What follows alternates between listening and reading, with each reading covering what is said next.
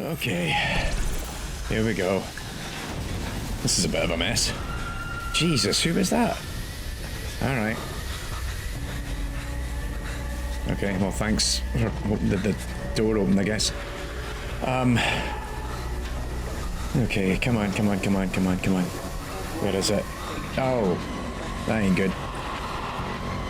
That's really not good. Shit. Oh, no.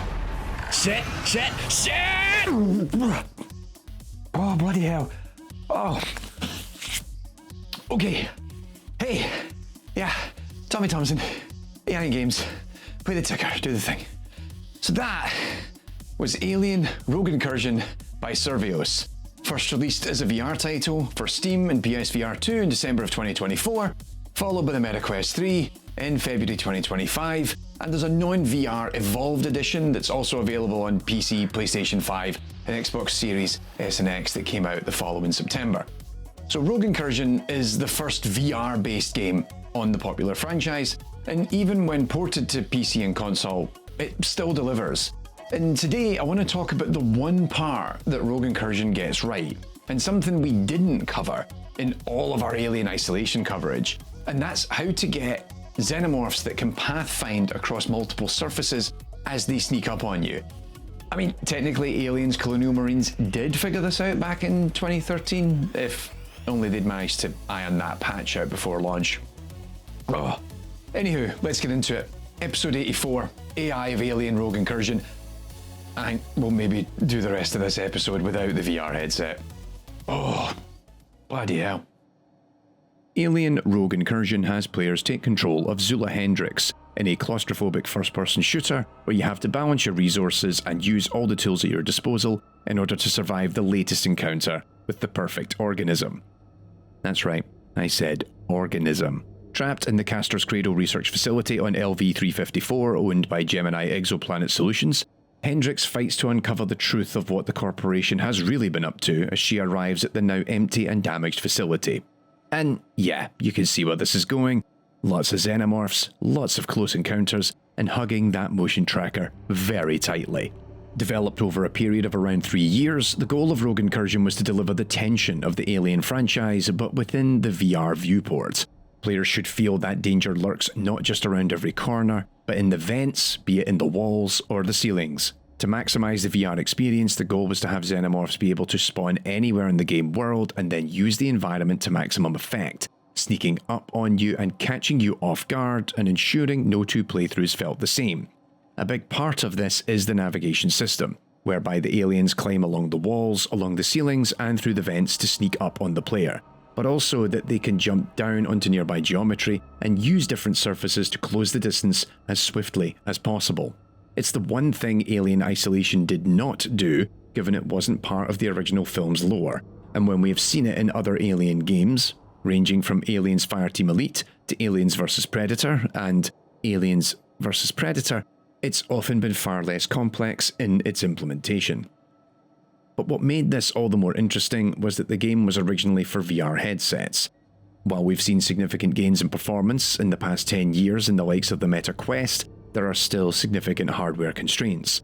VR games carry a heavier graphical overhead, given the need to render out 2 separate images at higher frame rates than usual, and these devices still have limitations in areas such as memory bandwidth. Sure, this is mitigated if you're playing the game on Steam or PSVR 2, given your PC or console is running the game, but those limitations still exist, and are exacerbated should you play a version of the game on the MetaQuest 3, which is of course a completely standalone device. This meant not just that there is a limit to the number of aliens the game can have actively fighting the player at once, but also a need to ensure that pathfinding is fast and efficient. Now, if you're a regular viewer of this channel, you might be thinking, Tommy, what's so special about Xenos crawling on the walls? Surely you just use a navigation mesh. Well, first of all, brownie points for you, what a clever cookie you are, and yes, nav meshes are the standard for movement in 3D game engines, given they allow us to take the irregular geometry formed from 3D game worlds and compile it down to a 2D data structure, which we can pathfind on.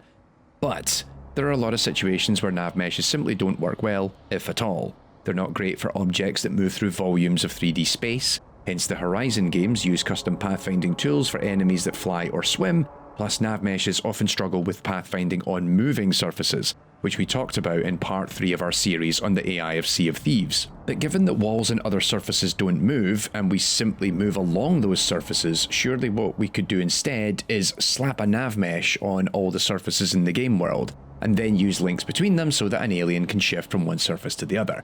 Well, as explained by Eugene Elkin and Curt in their talk at the 2025 Game AI Summit at GDC, that's exactly what Survios tried. But it had a lot of problems. For one, it required rewriting a lot of Recast, which is the navigation mesh library originally developed by Mikko Mononen that has been integrated into the Unreal Engine, because nav meshes as a concept are designed to work on floors only. But on top of this, it was limited in the ways in which an alien would traverse from one surface to another. It worked great when you put it in an empty room, or more specifically an empty square room. But as soon as level designers wanted to use more complex shapes for walls and ceilings, or fill the room with props and clutter the available space, then the range of movement became increasingly limited, and after 6 months of having one developer work on this approach, it was abandoned for something different. But it wasn't just the issue of building the navigation mesh, it was also the resulting paths that aliens were moving on. The dev team wanted the xenomorphs to move in ways that felt unpredictable. Playful, even. Sort of like a giant extraterrestrial cat from hell.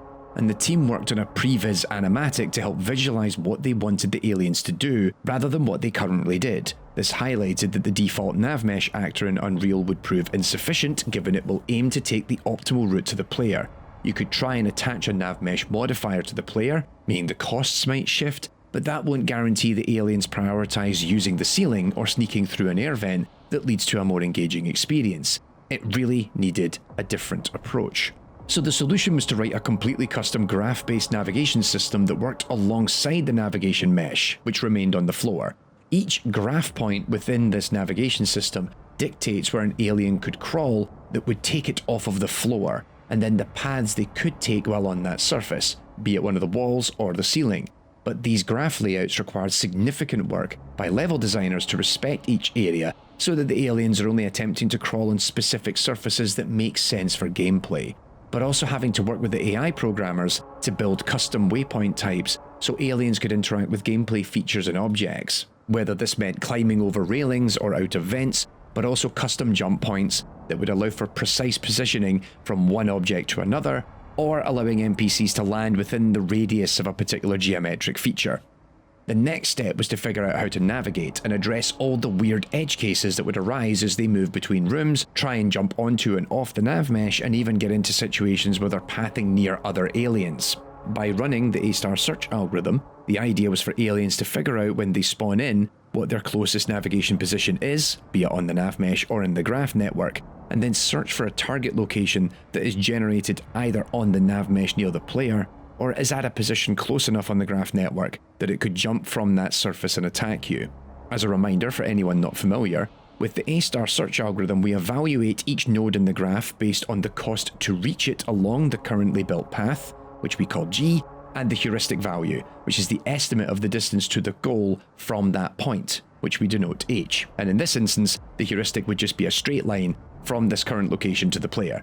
Now, this is a fairly rudimentary AI algorithm, and anyone who knows their AI basics will tell you that A-star is designed to always find the cheapest path.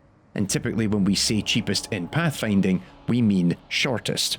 However, what the devs did for Rogue Incursion was allow for the paths to dynamically change their cost values, so that the cheapest wasn't guaranteed to be the shortest, but it would ensure that it would at least be interesting.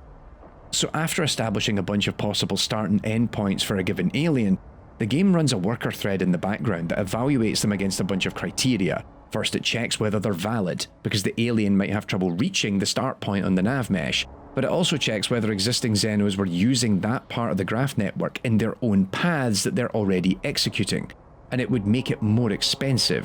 This was to dissuade another alien following it and going the exact same route. Aliens that are already moving or are close to the player are prioritized to always have valid paths guaranteed, while those farther away wait for something to free up for them to use. Plus, there's an effort to mess with the cost values to make them diversify their strategies. Level designers can set the cost of parts of the graph network as they build it, and often encouraged aliens to traverse on the walls or the ceiling by making it cheaper than simply running across the floor. Meanwhile, there's a custom modifier that kicks in that makes paths that are occluded from the player's view less expensive. What this does is it encourages the aliens to flank and move around in paths that are harder for the player to spot. This then still had to handle a variety of edge cases, like aliens accidentally bunching up during execution, or reacting to the player moving or doing something like closing a door. If Xenos get bunched up, they actually run a deconflict algorithm, where often they'll either try to jump onto a nearby wall or ceiling, or even back off briefly to allow their ally to push up on you. Meanwhile, repathing occurs at any time the player does something that could block the current paths, like closing a door, or if your movement leads to their target destination diverging from the player's current location by more than 1 meter. All of this combined with a bunch of smoothing behaviours for the movement and efforts to maximise the approach vectors as they attack the player help ensure that the aliens can approach from a variety of angles, keep you on edge, and can result in you still, even after hours of play, still being caught off guard. So with the aliens being able to move around the world, the next step is to handle the encounter design. Bearing in mind the game was built to run on the MetaQuest 3, and with each alien running a combination of a behaviour tree and finite state machines for its logic, there's a risk that what little CPU resource available per frame would get choked up if there were too many active NPCs at once. But conversely, if there's only one single active alien in the game, then we're back to playing Alien Isolation. Only I now have guns. Don't you worry, Amanda, we're going to rewrite that ending. So there's a trade-off built into the game whereby a director's system manages the active xenomorphs in the map and how they respond to the player, and ensures they keep their overall CPU costs lower. One of the biggest tricks that helps with this process is the tension that players feel courtesy of the motion tracker. It's very rare to see several aliens on the motion tracker while they're also standing in front of you. In truth, most of the time when you see an alien on the motion tracker, it isn't actually in the level as a fully fledged xenomorph. Rather, it's what is known as a sim entity, a lightweight invisible NPC that floats around the map, and when it decides to start hunting you, either because it heard a noise, it enters your area of proximity, or through a scripted event, it then reaches a spawn point in the map, which is typically somewhere in a vent, and then it turns into a fully fledged behaviour tree executing xenomorph. Rather than manually place aliens throughout the game, designers place what are known as sim regions, which are places from which a number of sim entities can spawn. These regions dictate the maximum number of entities that can be spawned at once, the time taken between spawning each of them individually, and also the range of the region itself.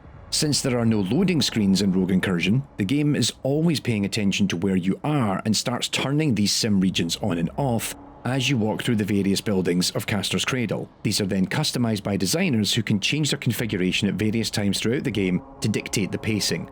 Hence you can go through an area and it's desolate early on, only for it to be teeming with Xenos towards the end of the game. There's even a condition for the number of resurrections allowed for a sim region. Hence if you wipe out all the aliens spawning out of it, it can still keep throwing more at you should the current story beat of the campaign require it. Alien Rogue Incursion touches on many of the same ideas we've seen in other Alien games, and while constrained by the technical budget available to it, it still creates something unique that feels all the more tense when played through a VR headset. Though all that said, I kinda like having a bit of separation between me and a facehugger as it tries to get intimate with my airways. Thanks for watching this episode of AI in Games, and as always you can support our work looking at real and interesting AI for game development by joining us over at AIingames.com. You can also sign up for our newsletter and find out about all the other cool stuff we're doing to help support AI in the games industry. And with that, I'm out of here. Stay safe, take care, I'll be back.